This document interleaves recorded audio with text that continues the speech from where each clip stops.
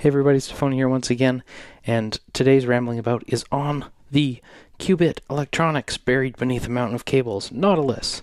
It is a 14 HP, very colorful delay module for Eurorack. It is beautiful and shimmery and sometimes dark and sometimes very gritty. It is a lot of fun, and just the quick 2-second non-review summary for myself, I guess. I don't mesh with delays usually. Don't expect this video to be talking about multi-tap delays or slapback delays or how it compares to your favorite memory boy, because in my lack of experience, I've always just felt like I reached for reverbs before delays. And I do love shimmery delays and granular and super beautiful soundscapey stuff, but when I think of delays, I just think like I don't want echoes on stuff usually, but the Nautilus kind of changed that for me to hear like people, you can use delay in any way, right? Is something that people always say, but I never subscribed to that idea before I tried the Nautilus, so I hopefully can show you some of the things that I love about it today. So with that being said, the quick disclaimer, this isn't sponsored by anything or anyone, much less Qubit. I purchased this module used off a local seller. It is not journalism, if I haven't made that clear already. It is just a vlog. It's just my own opinions, my own ramblings, and this time, I say this in every video, but this time more than ever, I'm gonna misspeak on a lot of stuff here, and some of the things I said, this is just a quick aside that should go later in the video, but it's going right now.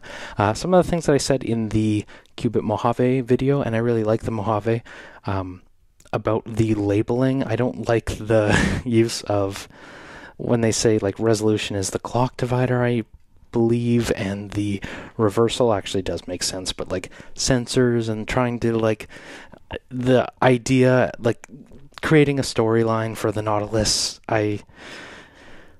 it is an underwater scene, and there is a narrative about the module being like a submarine underwater. I think those things are kind of make me groan, but when you actually play the Nautilus in a way that I didn't feel about the Mojave, it's actually like really fun to explore in that sense, to just be like, okay, ship underwater, sensors, we're turning up the sensors, and I think maybe just delays are more forgiving than granular delays, but we'll get into that in a moment. Without further ado, the more important part than all of that is it sounds like this.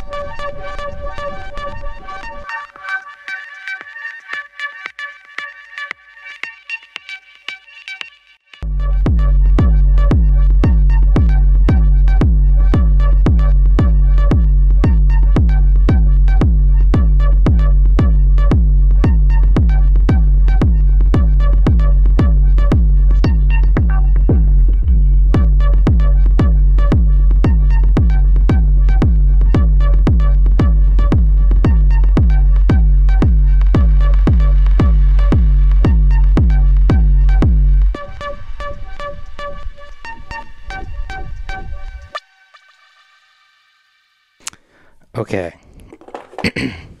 Nautilus. So I will go over the panel first, and I think we're going to try, well, we are definitely going to use a send effects from the Cosmix Pro, which hopefully you can see beside it right now, depending on where everything lands in the placement of the two cameras in post. So Cosmix has a mono send for the drums, and then every channel, drums or not, gets a stereo send on the aux 2. So I will do end of chain stuff with Nautilus, but let's just to start do sends on the synth voice. So this is a very, very basic synth voice from the Plasma voice.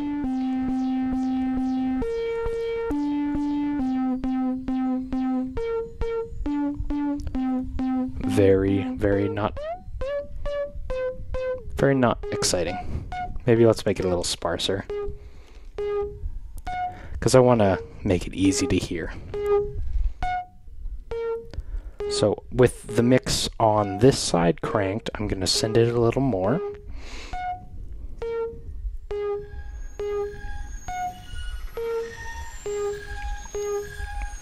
And that is sounding very crazy already, in a nice way, in a beautiful, shimmery, feedbacky way. But what I think we want to do is bring our resolution up a hair. And I should say before I get too much into the craziness and the diving, that is diving. That was not an intentional pun. This is internally clockable via the tap tempo, but I always, with everything in your rack, just sync it up. We want to sync it all. So for this video, just know you don't have to use the sync, or you don't have to use the clock input to run it, obviously, but we will for this video. So mixed all the way in. Let's hear that again. And what I try to do, and I often distract myself, or I often get sidetracked, is go through the panel front to bottom. And what I need to show first and foremost with this one is sort of the macro modes. And first you'll see there's like, and I really like this for as much flack as people DM'd me about the Mojave video, the Esoterica comment. The Nautilus, it sort of has this like underwater stage. I don't know if image is the right word, but the panel has that. So there's different LED sections. So as you go through different settings, it changes the color of the different sections. And not only that, but obviously the images at the top. But, you know, I crank the resolution, the top half changes color. These are just like fun feedbacky things, right? And in a way that isn't trying to figure out what dunes and other things means, I think it's fun to just say like, okay, I'm in a really feedbacky zone right now, one that is really blue on the screen. It's not a screen, it's just a semi-transparent panel, and I like that, or I don't like that, and I want to get more back into the purple. It's just like that's a really fun thing to do. I really enjoy that feedback of it, which I'm going to try and point out to you when we do get to it, but we are not to it yet. And what I do want to do, sort of in an order that isn't along with the manual, I want to start with the delay modes. So there's different modes, and I think this is probably the most important place to start, because what I found when I was trying to learn, and I'm not that I've totally learned this module originally, but when I was trying to figure out this module on first rip, that if you're starting in a really unique mode, if you're starting in a really like unconventional is probably a better word, then if you're doing lots of tweaking to that, you need to like get into the right macro to start. So one thing, and at least this is my perception of it, in qubit modules, blue is usually the safe bet, the not crazy bet, the normal setting, right? So in this delay mode, this is the fade mode, and the manual says, the fade delay mode seamlessly crossfades between delay times, whether changing the external or internal clock rate. Well, we won't be doing that, but this delay will be indicated by blue above the green button. So it sounds like this.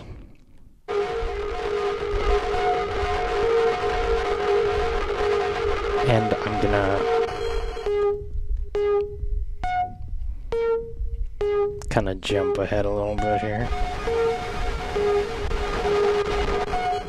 So we're getting to another quote-unquote macro control, but I'll get to that in a moment. So remember, blue in the qubit world, usually the more traditional setting. Get a little bit up more to noon. So that is the fade mode. This is the Doppler mode. Okay, Doppler mode. The Doppler delay mode is the vari-speed delay time variant of the Nautilus, giving you the classic pitch shift sound when changing delay times. This delay mode is indicated by a green LED above the button, so we are in that one. If you are familiar with Desmo, and conveniently it is beside it, I believe this is kind of like the jump setting where the changes in delay time will happen instantly, so you can get that like wonk sound. I know, very scientific explanation.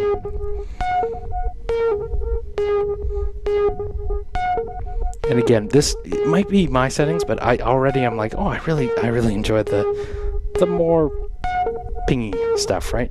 Now, on this module for me, if I remember correctly from last time, I spent some good time with it, and it has been a minute. I remember the orange setting, the shimmer, was the best one, or my favorite, so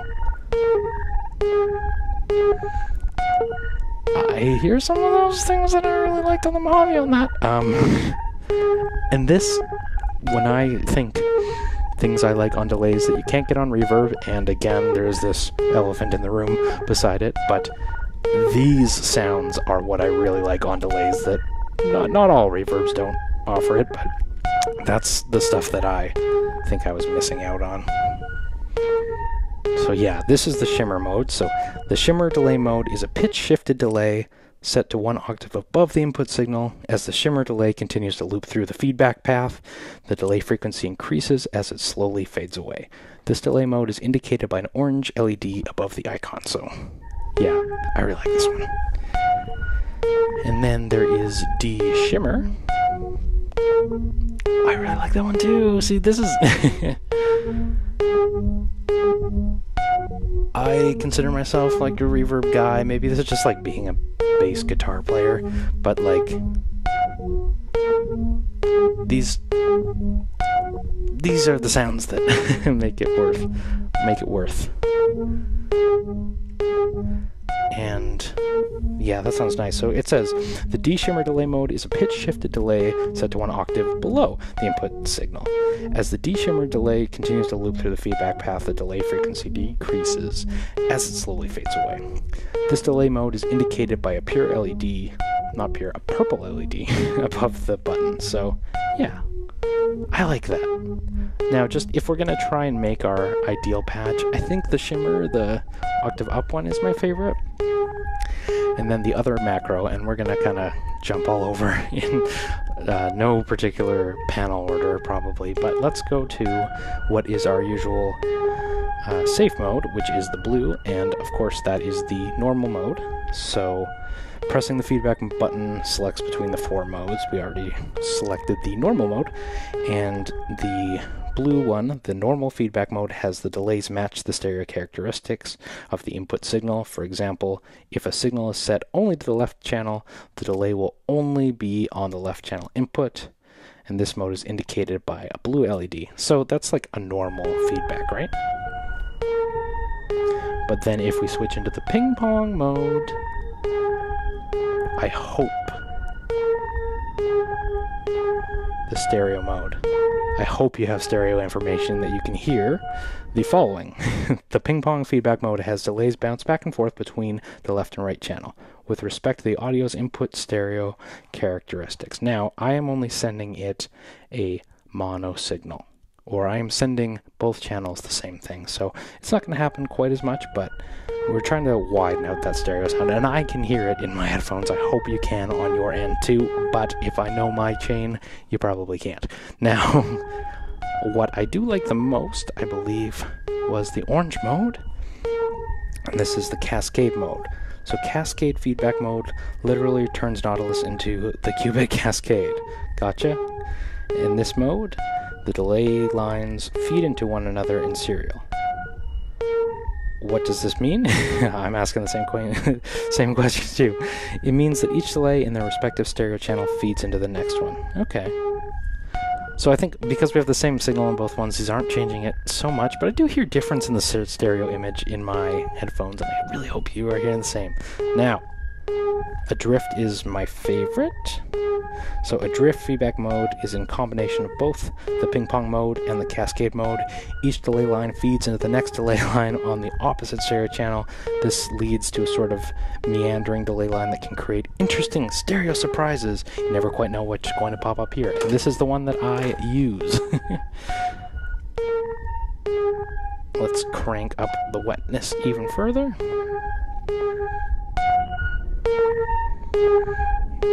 Yeah. Now some other things, a classic qubit thing as well is the freeze input.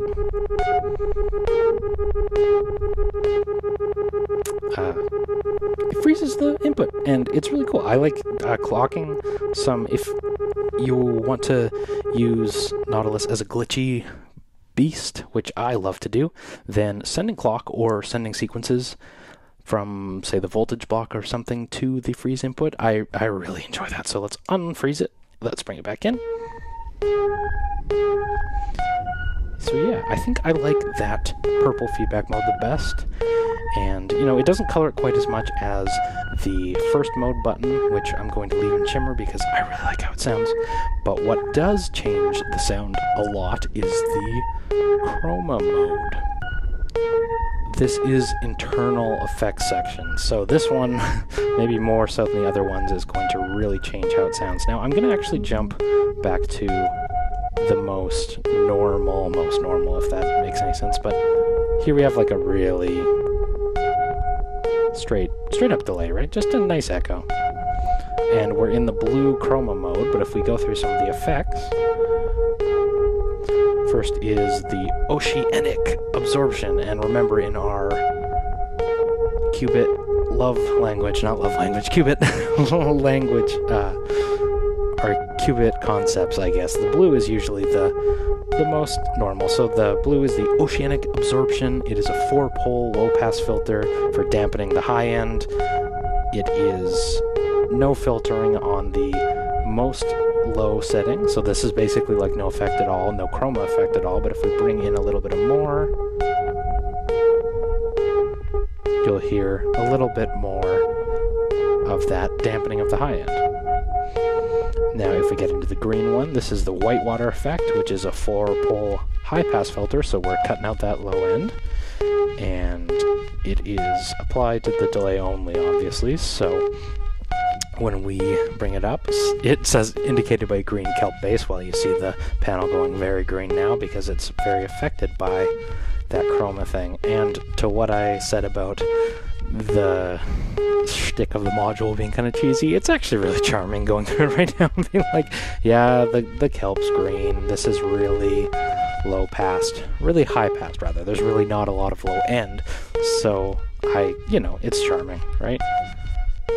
And then if we go into this purple E mode, it is the refraction interference, so it is a collection of bit crushing and sample rate reduction, so the depth knob can control these effects. I'm just leaving it at noon to kind of show you a nice scan of these things, but we'll get through and like really knock some of them out differently. So yeah, some bit crushy stuff. You hear this a little bit of like high-end popping. I like that.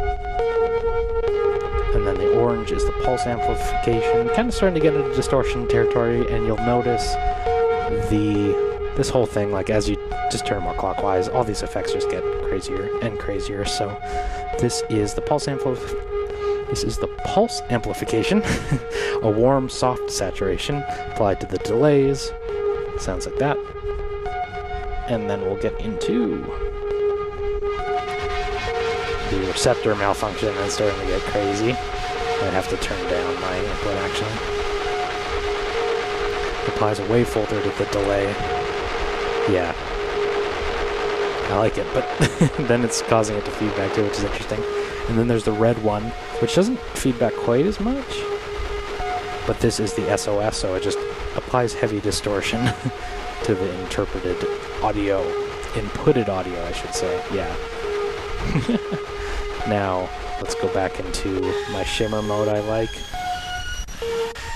And the combination of these things just really makes for, like, I like that, or at least maybe this is how I'm coming at the module, but I like how these macro colors are really easy to grab and change the sound, right? It's not so much focused on the delays. It's kind of like a feedback engine with big effects on board, or at least it lets me, I don't know, project that upon it, and I like that. So, freezing, just because I hit the wrong button and I'm liking how it sounds. The joys of Eurorack, as they say. I like this one. It's not too crazy, but if I remember correctly, I like the purple one the best, so let's get that over here. Sorry. It is a little cramped on board, but all the more cramped on this setup where I have all these cameras and lights in the way. So now the depth knob controls how much of that effect you want, so you can crank it. And we'll go through them all. Turned off completely. Get into that red mode and bring the depth in. That's really nice. Well, that's really nasty. That's really fun. And just because we have no order or sense for the content, let's send the purge some LFO. A nice slow one, so it'll bring it in. And the purge isn't the one I actually wanted to do, but it's a good thing to talk about quick here. The purge will clear the buffer, so if you get too crazy, and if your setting is like super feedbacky and you want to kill it, you can kill it. Or if you go so feedbacky, you can send it a clock and it'll be constantly clearing it out, which is also really cool. But what I actually wanted to do was send this to the depth input. So now there's an alpha going to the depth. And it is too slow to do anything.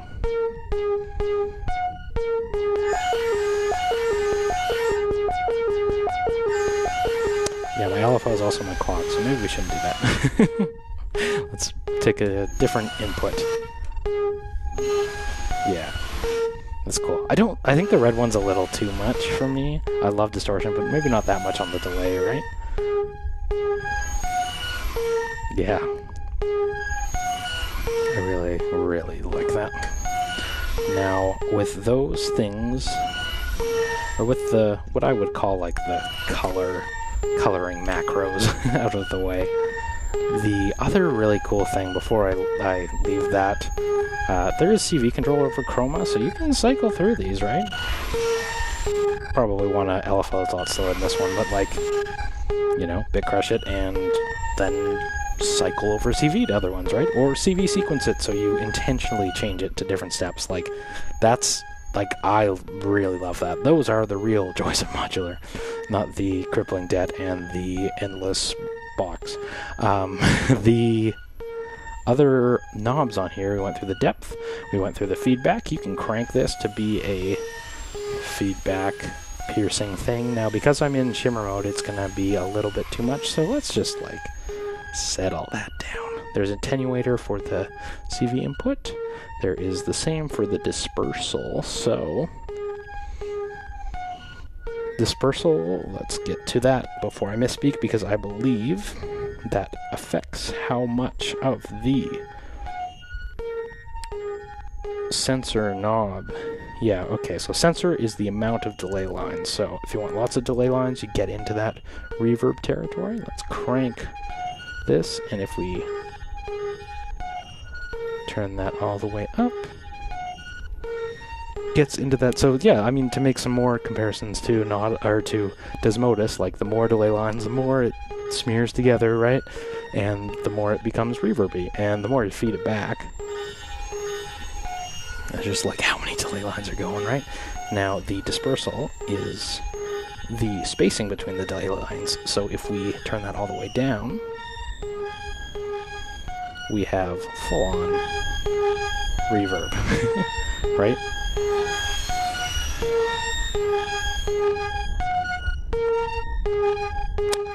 And then reversal in the middle is controlling which delay lines are played backwards. So I think I've been playing a little bit with them backwards, but at the really short delay times like this, it just kind of makes it sound like unique feedback, so I always just like leave some on, right? I like that. Then we crank up some dispersal.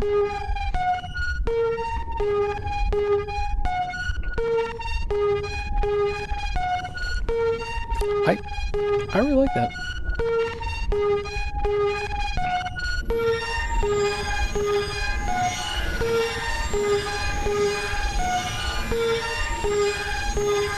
Let's bring in some drums.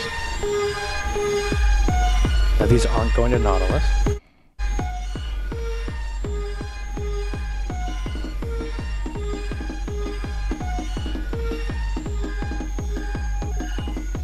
My clock might be a little suspect today. Let's send everything to Nautilus. And let's just play with it.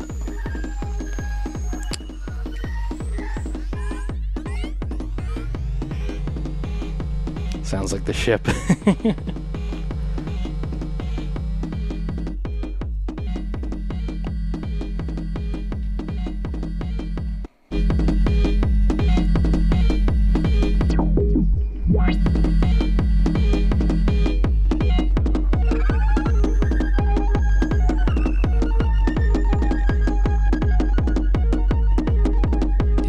More straight up delay, right?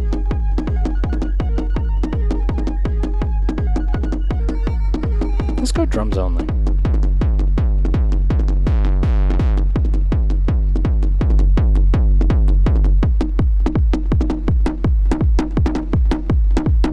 Sorry if this is a really weird drum kit, but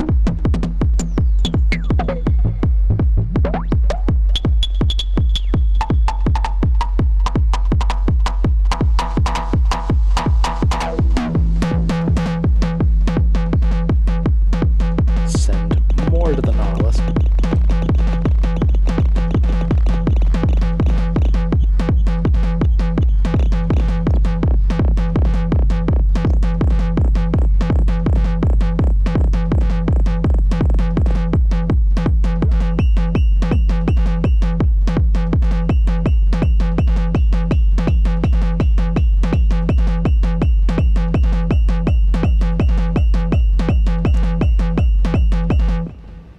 Yeah.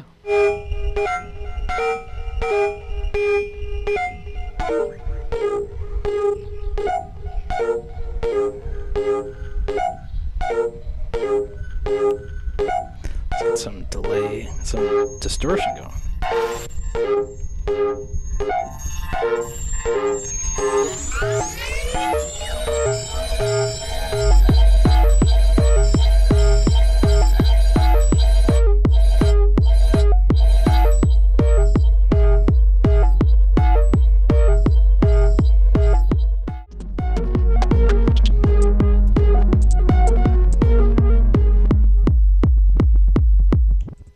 Alright, I could talk about Nautilus all day because I really enjoy it, and I mean, I'm a delay convert. I'm a huge Qubit fan.